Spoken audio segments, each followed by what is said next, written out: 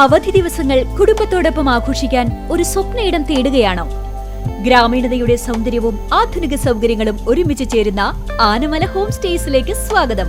തനത് കൈത്തറി വസ്ത്രങ്ങൾ നെയ്യുന്ന നെയ്ത്ത് കേന്ദ്രവും ഇവിടെ സന്ദർശിക്കാം. പ്രകൃതിയോടിണങ്ങി മനസ്സ് നിറഞ്ഞ് ആഘോഷിക്കാൻ ആനമല ഹോം സ്റ്റേസിലേക്ക് വരൂ. കൂടുതൽ വിവരങ്ങൾക്കായി വിളിക്കൂ 9035290919. തിരുവല്ലോമല പഞ്ചായത്തിൽ ആശ്രയ പദ്ധതിയിൽ ഉൾപ്പെടുത്തി നിർമ്മിച്ച വീടുകൾ അടിസ്ഥാന സൗകര്യങ്ങളില്ലാതെ ഗുണഭോക്താക്കൾ ഉപേക്ഷിച്ചതിനെ തുടർന്ന് കാടുകയറി നശിക്കുന്നു. തിരുവല്ലോമല ഗ്രാമപഞ്ചായത്തിൽ ലക്ഷങ്ങൾ ചിലവഴിച്ച് നിർമ്മിച്ച ആശ്രയ പദ്ധതിയിലെ വീടുകളാണ് ആരും താമസിക്കാനില്ലാതെ നശിക്കുന്നത്. 2010-15 ഭരണസമിതിയുടെ കാലത്ത് നിർമ്മിച്ച 6ഓളം വീടുകളാണ് വഴി, കുടിവെള്ളം, വൈദ്യുതി തുടങ്ങിയ പ്രാഥമിക സൗകര്യങ്ങൾ ഇല്ലാത്തതിനാൽ ഗുണഭോക്താക്കൾ ഉപേക്ഷിച്ചു പോയത്. നിലവിൽ ഈ വീടുകളും പരിസരവും പൂർണ്ണമായും കാട് കയറി മൂടിയ നിലയിലാണ്.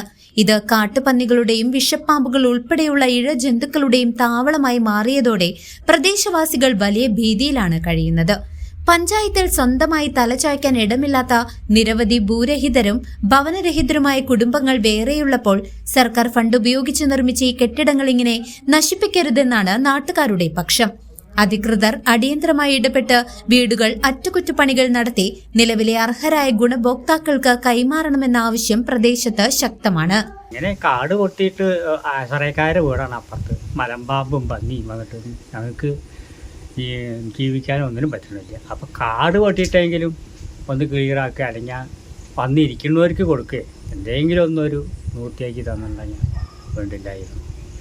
ഒരു എന്തെങ്കിലും വയ്യാണ്ട് കിടന്നവർ മുണ്ടാനോ പറയാനോ ഒരു ആളും ഇവിടെ ഈ പ്രദേശത്ത് വന്ന് വീടുകൾ കയറ്റി കൊടുത്ത് വീടാരായിട്ട് നിൽക്കുന്നത്. അവർക്ക് ആർക്കെങ്കിലും ഇരിക്കുന്നവർക്ക് കൊടുത്താൽ അതൊരു ഇതായി. കുറേ വീട് കെട്ടിയിട്ടുണ്ട്. 10-12 കൊല്ലമായി വീട് കെട്ടിയിട്ടിട്ട് ആശ്രയക്കാരിൽ.